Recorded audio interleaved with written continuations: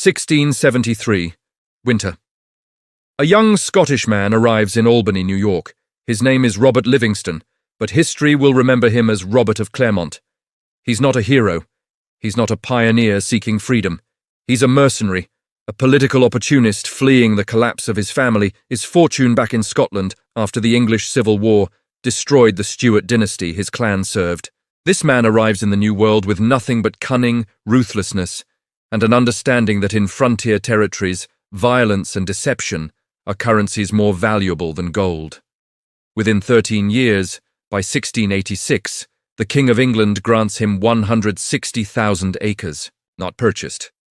Granted. A feudal manor in what would become the United States of America. This isn't a farm, this is a kingdom. And Robert Livingston becomes Lord of Livingston Manor, the first American aristocrat in a nation that would claim to hate aristocracy. But you need to understand how he got this land. You need to know what he did. Robert of Clermont spent his first year in America living among the Haudenosaunee people, the Iroquois Confederacy. Not as a student, not as a friend, as an infiltrator. He learned their language, their customs, their political structure, and then he sold that intelligence to British colonial governors. He became Secretary for Indian Affairs, earning over £100 sterling annually, a fortune, by positioning himself as the gatekeeper between native nations and European powers.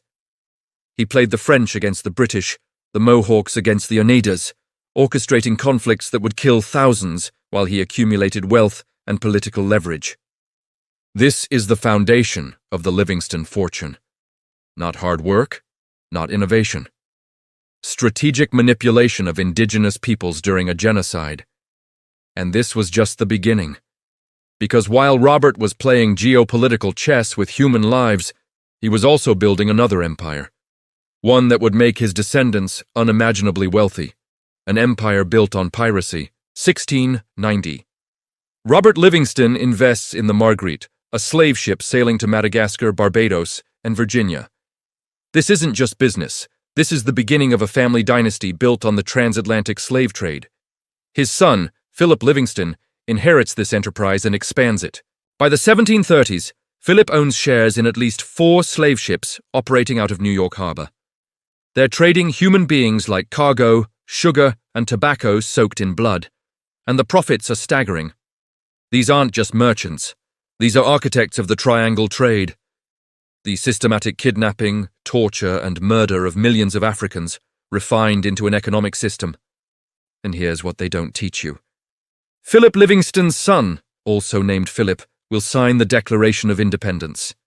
That document proclaiming all men are created equal will be signed by a man whose fortune comes from owning other human beings. You want to know why America's founding documents are filled with contradictions? Why they spoke of liberty while building an empire on slavery? Look at the Livingstons. They are the contradiction made flesh. But slavery wasn't enough. The Livingstons needed more. So Robert of Clermont turned to piracy. 1695. He drafts the Articles of Agreement with his own hand, forming a partnership with the Earl of Bellomont, several British politicians, and a merchant captain named William Kidd. Yes, that Captain Kidd. The most infamous pirate in colonial history was business partners with Robert Livingston. They outfit a ship called the Adventure Galley, supposedly to hunt pirates in the Red Sea. But this is a con. Kidd is being used as a privateer, a legal pirate with a royal license, to eliminate competitors and monopolize sea routes for Livingston and his aristocratic partners. When Kidd's mission goes sideways, when he actually becomes the pirate he was hired to catch, Livingston walks away clean. Kidd hangs. Livingston prospers. This is how the game is played. The men at the top never face consequences. They engineer chaos, profit from it, and when the bodies pile up, they point fingers at scapegoats while they count their gold in the shadows. Now here's where it gets even darker. By the early 1800s, the Livingston family controls a network of brothels in Lower Manhattan. Chancellor Robert R. Livingston, one of the so-called Founding Fathers, the man who administered the presidential oath to George Washington, who helped negotiate the Louisiana Purchase.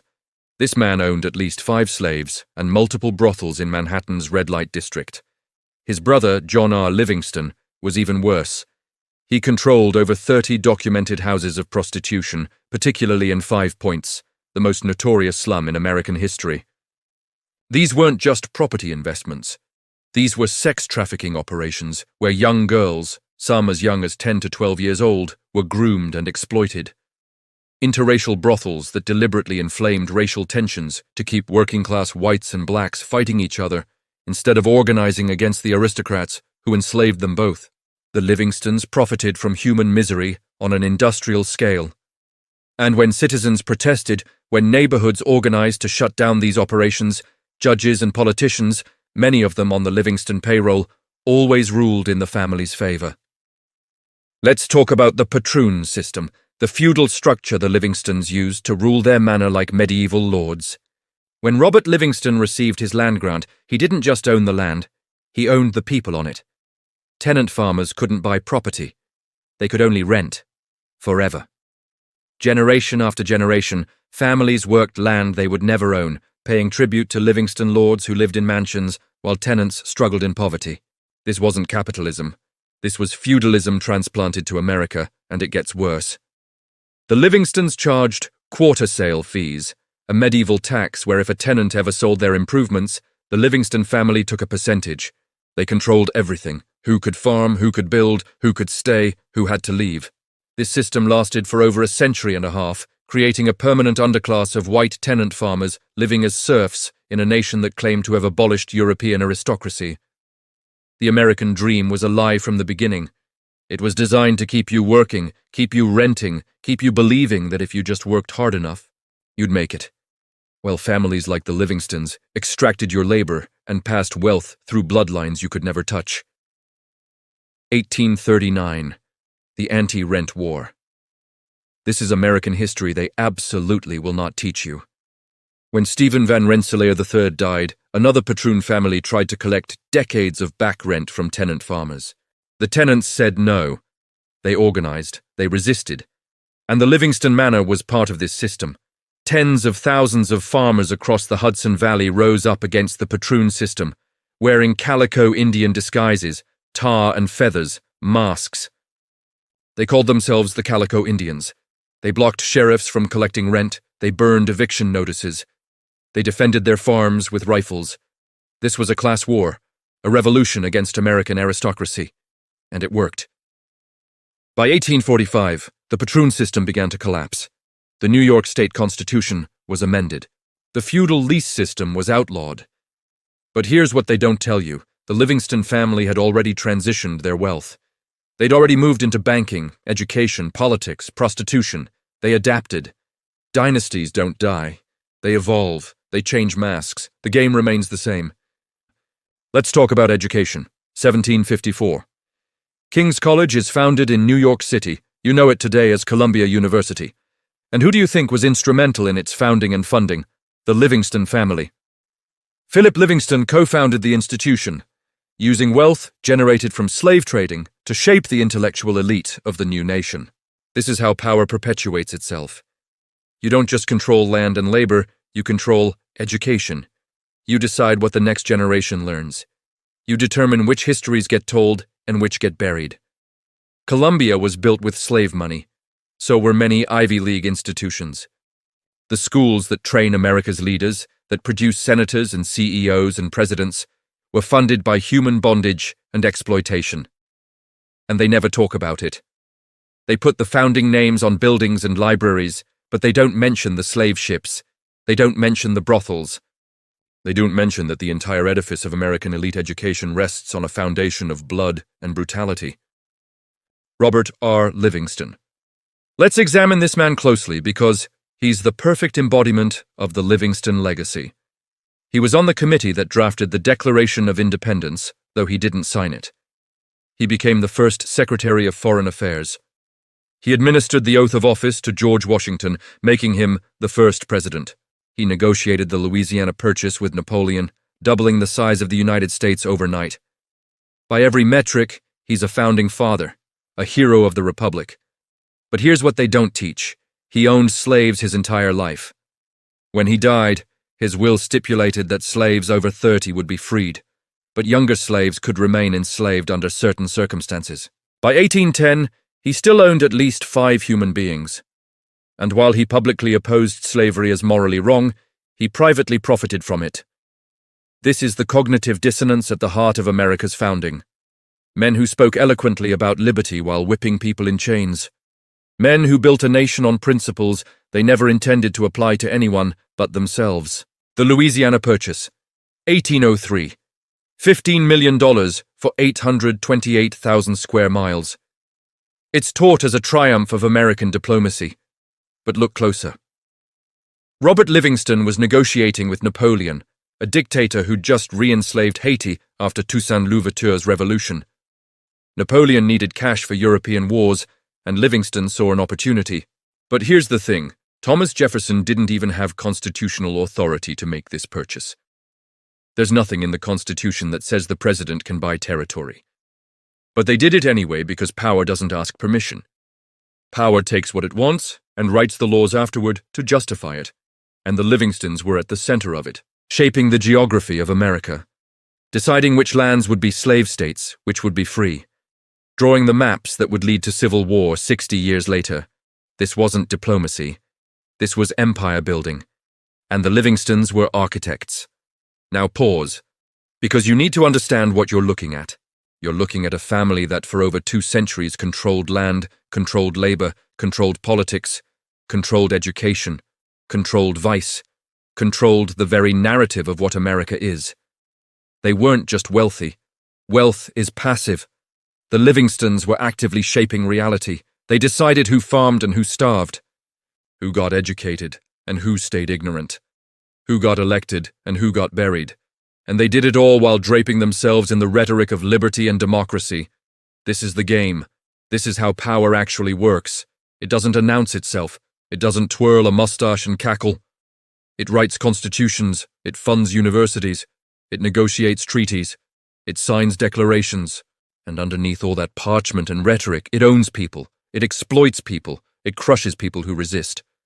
And then it writes the history books that erase its own crimes. If you've made it this far, you're not the same person who started this video. You can't be. Comment below right now. I see the architecture. Type it twice. Lock it in. This isn't just about history. This is about understanding the invisible structures that still control your life today. The systems that were built centuries ago but never actually ended. They just evolved, changed names, put on different masks. Comment.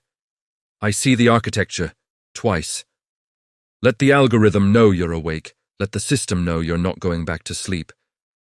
Let's talk about what happened after the anti-rent war, after the tenant farmers won their revolution. You'd think that would be the end, right? That the Livingston power would collapse, that justice would prevail, that the American experiment would finally fulfill its promise. But that's not how dynasties work. By the time the patroon system was legally abolished in 1845, the Livingstons had already pivoted. They'd consolidated their wealth into financial institutions, into urban real estate, into political networks that didn't require owning farmland. The family name faded from prominence, but their power didn't disappear. It diffused. It became invisible. This is the crucial lesson. Visible power is always temporary, but structural power is eternal. When a family embeds itself into the architecture of banking, education, law, and politics, it doesn't need to be famous anymore. It operates through proxies, through institutions, through systems that outlive any individual name. The Livingstons are gone, but the machine they helped build is still running. Think about the psychology of what they did. The Livingstons lived among the people they exploited. They weren't absentee landlords. They built estates, Claremont, Montgomery Place, Arrell House, massive mansions overlooking the Hudson River, where they could literally look down on tenant farmers working land those farmers' families had worked for generations but would never own. This wasn't just economic extraction. This was psychological domination. The manor lord living in splendor on the hill, visible to everyone below, a constant reminder of the hierarchy, the permanence of the power structure.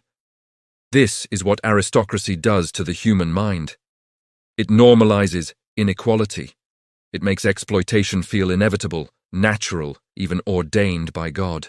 The Livingstons attended the same churches as their tenants, celebrated at the same festivals, but the social distance was absolute. And that distance was maintained through violence, legal violence, economic violence, occasionally physical violence when sheriffs came to collect rent or evict families. The system worked because it was total. It enclosed every aspect of life. Now let's connect this to today. You think this ended? You think because we don't have literal manor lords anymore, the system changed? Look at your landlord. Look at your boss. Look at the corporation that owns your apartment building, the hedge fund that owns your employer, the private equity firm that bought your hospital or your local newspaper. Look at the families that own those corporations, dynasties you've never heard of, operating through networks of lawyers and shell companies and trusts that span generations. The structure is the same. You work. They extract. You produce value. They capture it. You live paycheck to paycheck. They accumulate wealth that compounds across centuries. And when you organize, when you resist, when you demand better, the system deploys its enforcers, not sheriffs with eviction notices, but HR departments, credit scores, at-will employment laws, medical debt, student loans. The mechanisms evolved, but the function is identical. Keep you working, keep you afraid, keep you fragmented so you never build the solidarity that could actually threaten their power. The Livingstons understood something fundamental about control. You don't just dominate people economically, you dominate them culturally. That's why they invested in Columbia University. That's why they positioned themselves as founding fathers, as patriots, as men of principle. Because if you control the narrative, if you control what people believe about history, about how society works, about what's possible, then you don't need as much physical coercion. People will police themselves. They'll internalize the hierarchy. They'll believe that success comes from hard work rather than inheritance, that poverty is a personal failure rather than a structural feature, that the system is fundamentally fair even as it grinds them into dust. This is the genius of American aristocracy. It convinced you it doesn't exist. It wrote a Declaration of Independence that proclaimed all men equal while building an empire of slavery. It created a constitution that protects property rights above human rights, and then taught you to worship that constitution as sacred. The Livingstons didn't just build an economic system. They built a religion. And you're living inside it.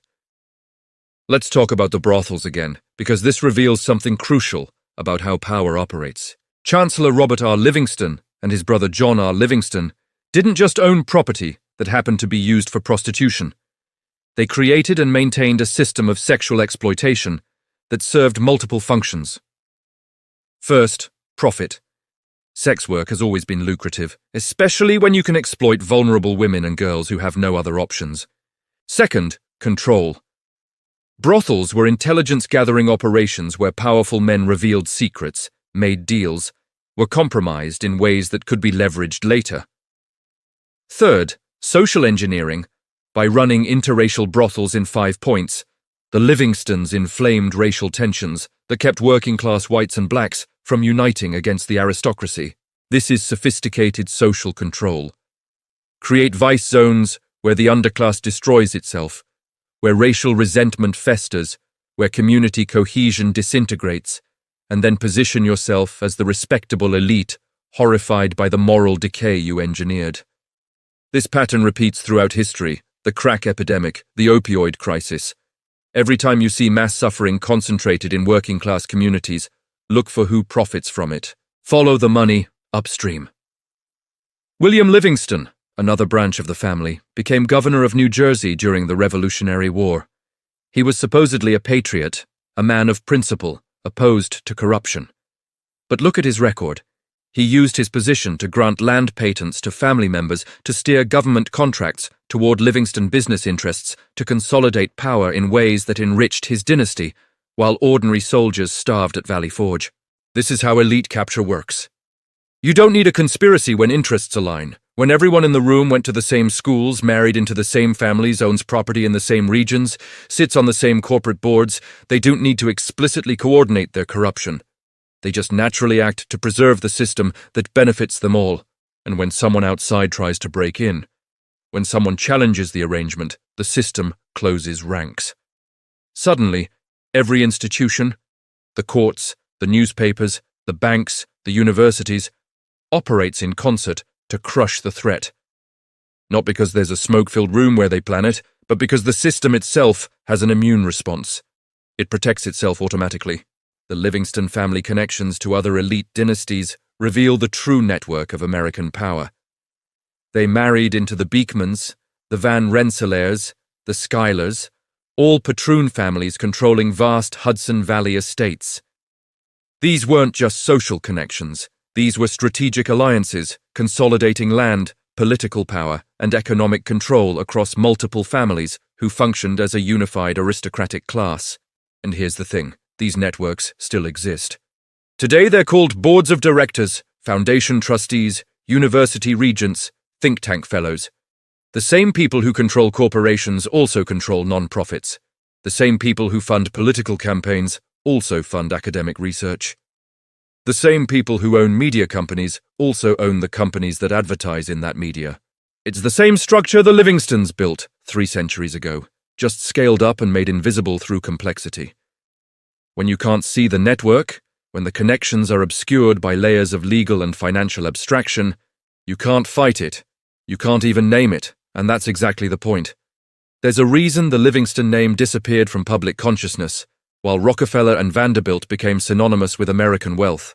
The Livingstons understood something the later robber barons forgot. Visibility is vulnerability. When you put your name on buildings, when you flaunt your wealth, when you become the public face of inequality, eventually people come for you. They strike, they organize, they pass laws targeting your specific abuses. But if you embed your power in institutions, if you operate through trusts and foundations and endowments, if you fade into the background while maintaining control through structural mechanisms, you become untouchable. The Livingstons pioneered this strategy. By the late 19th century, they'd largely withdrawn from public life. But their wealth remained, invested in banks and railroads and real estate, managed by lawyers and financial advisors whose names you don't know. This is the evolution of aristocracy in a democratic age.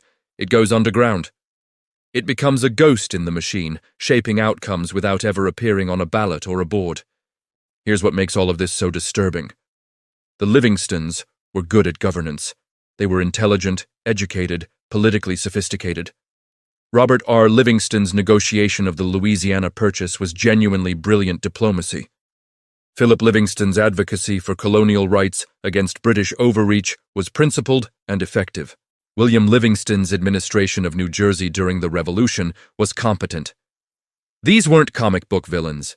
They were capable administrators who genuinely believed they were serving the public good, while simultaneously owning slaves, exploiting tenant farmers, running prostitution networks, and rigging the legal system to protect their dynasty. This is the terror of elite rule. It's not incompetent. It's extraordinarily competent at maintaining itself. The system works exactly as designed. The suffering isn't a bug, it's a feature. And the people running it aren't sadists who enjoy cruelty. They are pragmatists who view human exploitation as necessary for civilization, for order, for the proper functioning of society. They see themselves as shepherds, they see you as sheep. And they genuinely cannot understand why you would object to the arrangement. The religious dimension of Livingston power is worth examining. The family were Presbyterians, part of the Calvinist tradition that emphasized predestination, the belief that God had already decided who would be saved and who would be damned. Think about how this worldview enables exploitation. If you believe that success in this world is a sign of God's favor, that your wealth and power indicate divine election, then poverty must indicate divine disfavor. The poor aren't unlucky or exploited. They're morally inferior, spiritually marked for damnation. This theology isn't just compatible with aristocracy, it sanctifies it. It makes inequality feel holy. And the Livingstons, like most Protestant elite families, practiced a form of noblesse oblige. They donate to churches, fund charities, speak eloquently about their duty to the less fortunate, while never questioning the structure that created poverty in the first place. This is how philanthropic capitalism works today. Billionaires will fund food banks, but fight unionization. They'll donate to literacy programs, but lobby against public education funding. They'll endow cancer research, but oppose universal health care. The charity serves two functions. It salves their conscience, and it prevents structural change that might threaten their position. So what happened to the Livingston Dynasty? Why aren't they ruling America today? The answer is they are, just not under that name. Dynasties don't end. They merge, diversify, and diffuse. The Livingston wealth flowed into marriage alliances, into corporate structures, into trusts that continue operating centuries after the last prominent Livingston died. The family produced over 200 years of governors, congressmen, judges, diplomats, and corporate directors. Those connections don't disappear, they multiply. Every marriage is an alliance, every inheritance is a transfer of structural power. By the 20th century, Livingston descendants were embedded in every major American institution, but they no longer needed the surname to exercise power. This is the final form of aristocracy. It becomes invisible, indistinguishable from the institutional fabric of society itself. You can't fight the Livingston dynasty anymore because there's no single entity to fight. There's just the system. And the system is everywhere. It's the water you swim in. It's the air you breathe. It's the assumptions you do not even know you're making about how society works and who it serves. Here's what you do with this knowledge. You don't collapse into despair. You don't retreat into cynicism. You recognize that the anti-rent war happened. That tenant farmers won. That systems built over centuries can be dismantled in decades when people organize and refuse to cooperate with their own exploitation. The Livingston story isn't just about their power. It's about the people who resisted them. The tenant farmers who said no. The abolitionists who fought the slave trade. The reformers who eventually broke the patroon system. Change is possible, but only when you see the architecture clearly. Only when you understand that your personal struggles aren't personal failures, they are features of a system designed to extract your labor and limit your possibilities. The Livingstons built one version of America, but it's not the only possible version. Every structure can be rebuilt. Every system can be redesigned. But first, you have to see it. You have to name it. You have to understand that the history they taught you was a lie, that the men on the monuments were monsters, that the foundations of this nation are soaked in blood and need to be excavated and examined before we can build anything genuine on top of them. The lost Livingston dynasty isn't lost, it just changed its name. And now you know where to look.